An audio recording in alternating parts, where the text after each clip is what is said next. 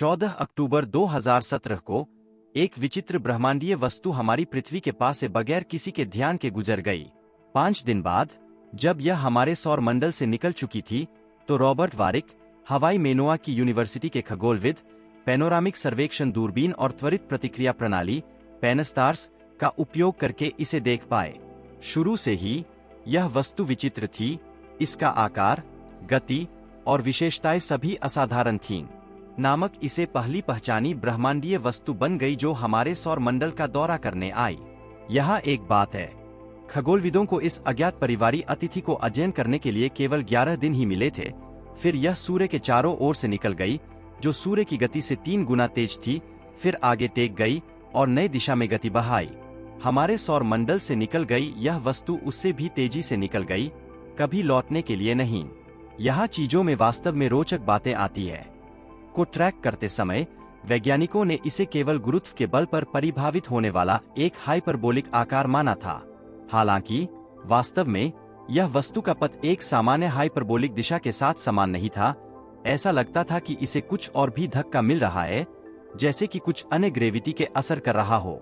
इसे अंतरिक्ष में 90,000 किलोमीटर प्रति घंटे की गति से बहते हुए माना गया है। यह वेग की दिशा से उत्पन्न हुआ था, जो 237 ट्रिलियन किलोमीटर दूर स्थित एक तारा है।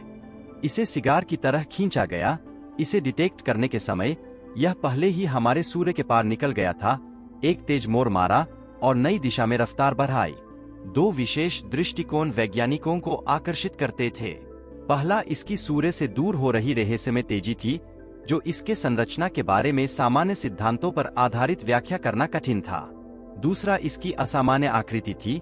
अनुमानों के अनुसार यह लंबाई में 10 गुना और चौड़ाई में 3 गुना अधिक था, जबकि से पहले जाने जाने वाले सबसे लंबे विखंडन वाले खगोलीय वस्तु केवल 3 गुना लंबी और चौड़ी थीं। इसकी खोज के बाद वैज्ञानिक पत्रिकाओं और वैश्विक मीडिया अटकलों के साथ से भर गए। क्या यह एक ठोस हाइड्रोजन ब्लॉक था? क्या यह अंतरिक्ष की कचरे के भाग हो सकता था? या जैसा कि प्रसिद्ध हार्वर्ड खगोलविद अवी लोएब ने सुझाव दिया, क्या यह बुद्धिमान पराधीन उपग्रह सिविलाइजेशन द्वारा बनाई गई एक आर्टिफिशियल संरचना थी? एक बात निश्चित है, यह हमारे भौतिकी ज्ञान को ताक पर ला दिया और सभी को परेशान कर दिया। सूर्य के निकटतम बिंदु तक पहुंचने के बाद ने अपनी तेज रफ्तार 95,000 किलोमीटर प्रति घंटे पर धरातल से निकलना शुरू कर दिया, जिससे यह हमारे तारे की गुरुत्व को बचाने के लिए सुनिश्चित हो गया। फिर भी इसकी उच्च वेगता के बावजूद यह एक कॉमेट द्वारा अपने बर्फ की उस्ताना निकालने की अपेक्षित अव्यवस्थित व्यवहार की अति प्राकृतिकता नहीं दिखाई दी। एक प्राकृतिक रूप से होने वाले कॉमेट की ऐसी व्यवहार की संभावनाएं अत्यंत कम है। 7 अक्टूबर 2017 तक पेगासस संधि की ओर बढ़ रहा था। अज्ञात में आगत हमारे वर्तमान प्रौद्योगिकी के साथ को निकट से पकड़ना और फोटोग्राफ करना असंभव था, जिससे हमें अब तक के लिए उपलब्ध डेटा हमेशा ही मिलेगा। लेकिन इसके सभी विचित्र गुणों का एक सही व्याख्या हो सकता है। इस चैनल में आपका स्वागत है। चलिए इसमें डूबते हैं। एक नई अध्ययन से यह सुझाव दिया गया है कि वास्तव में एक एलियन अंतरिक्ष जहाज हो सकता है, जिसे एक प्रकाश पतंग से सज्जित किया गया है। एक कृत्रिम उत्पत्ति इस ब्रह्मांडीय अतिथि की कई विचित्र विशेषताओं का स्पष्ट व्याख्या कर सकती है। पहले वैज्ञानिकों को लगा कि यह एक कॉमेट है, लेकिन जब कोई पूंछ या धुंधला कोमा नहीं देखा गया तो इसे उपग्रह के रूप में पुनः श्रेणीबद्ध किया गया। हालांकि उसके गैरगुरुत्वाकर्षी त्वरण को ध्यान में रखते हुए एक शोधकर्ता दल ने फिर से को एक कॉमेट के रूप में श्रेणीबद्ध किया। यह हमें अवी लोएब और मुख्य लेखक श्मुएल बियाली द्वारा आयोजित अध्ययन पर ले जाता है, जो सिद्धांत और गणना संस्थान ITC में एक पोस्टडॉक्टोरल शोध करता है। बियाली और लोएब यह दावा करते हैं कि कॉमेट का व्याख्यान इसलिए मान्य नहीं है क्योंकि खगोलविदों ने अब तक के आसपास पूंछ या कोमा नहीं देखा है। वे एक और प्राकृतिक व्याख्या का प्रस्ताव करते हैं। अगर एक बड़े वस्तु का टुकड़ा है तो इसकी गति उस प्रारंभिक बल के कारण हो सकती है जिसने इसे टुकड़े किया। हालांकि यह प्रकार का बल एक बार की घटना होगी, जबकि ने बार बार गुरुत्वाकर्षण के बिना त्वरण दिखाया है। बियाली और लोएब फिर एक नई परिकल्पना का प्रस्ताव किया, सूर्य प्रकाश की जिम्मेदारी हो सकती है। उनके अध्ययन में उन्होंने सुझाव दिया कि सौर विकिरण दाब अत्यधिक पतली होने की स्थिति में देखा गया हो, 0.3 से 0.9 मिलीमीटर मोटा। फिर बड़ा सवाल यह होता है, इतना अत्यंत पतला संरचना कैसे हो सकता है? बियाली और लोएब ने एक रोचक उम्मीदवार का सुझाव दिया, एक प्रकाश पतंग जो प्रेरणा के लिए फोटोनों के आघात का उपयोग करने के लिए डिजाइन किया गया है। मानवता ने पहले ही इस प्रौद्योगिकी को अंतरिक्ष में प्रदर्शित किया है। जापान का प्रोब 2010 में वीनस के पड़ोस में सफलतापूर्वक यात्रा किया। बियाली और लोएब ने इस भावना को भी निर्धारित किया कि एक प्रकाश पतंग जैसे एक लंबी अंतर्गौरवीय यात्रा को सह सकता है, भले ही अंतरस्थ माध्यम में गैस और धूल की घनत्व और उच्च गति के संदर्भ में यह झूल में आ सकता है। उन्होंने निर्धारित किया कि अपने घरीले प्रणाली से कम 16,000 प्रकाश वर्ष की यात्रा कर सकता है, चाहे वह कहीं भी हो।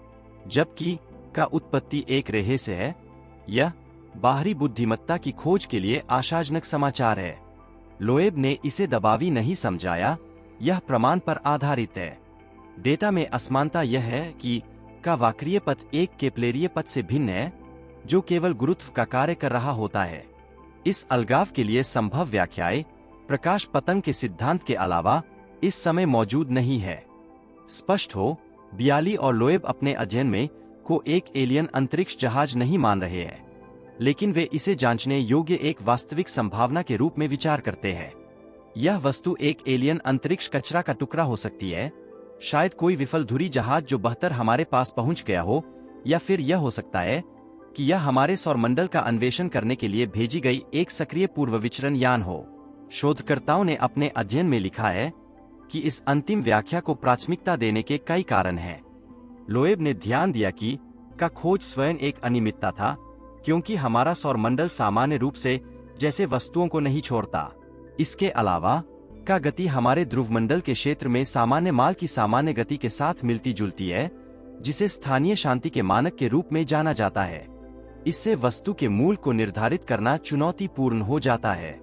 लोएब ने सुझाव दिया कि यदि कोई किसी उपकरण के मूल को छुपाना चाहता है, तो वह उसे स्थानीय शांति में रखेगा। आगे अन्वेषण के लिए खगोलविदों ने पश्चिम वर्जीनिया के ग्रीन बैंक टेलीस्कोप और उत्तरी कैलिफोर्निया के एलेन टेलीस्कोप अर्रे का उपयोग किया है, ताकि से कोई संभावित संकेत सुना जा सके। अब तक वस्तु चुपचाप बनी रही है, लेकिन इसकी सच्ची प्रकृति के अलावा की खोज बिल्कुल रोमांचक है। यह एक दूरस्थ तारामंडल से एक अजीब आगंतुक है, जो हमारे अपने सौरमंडल में कुछ भी नहीं है। इस बात की आशा है कि हम जल्द ही एक और से मुलाकात करें। आपको लगता है क्या है? नीचे अपने विचार टिप्पणियों में छोड़ें और चैनल की सदस्यता लें। साथ ही हम समुदाय के साथ ब्रह्मांड के रहस्यों का अन्वेषण जारी रखेंगे।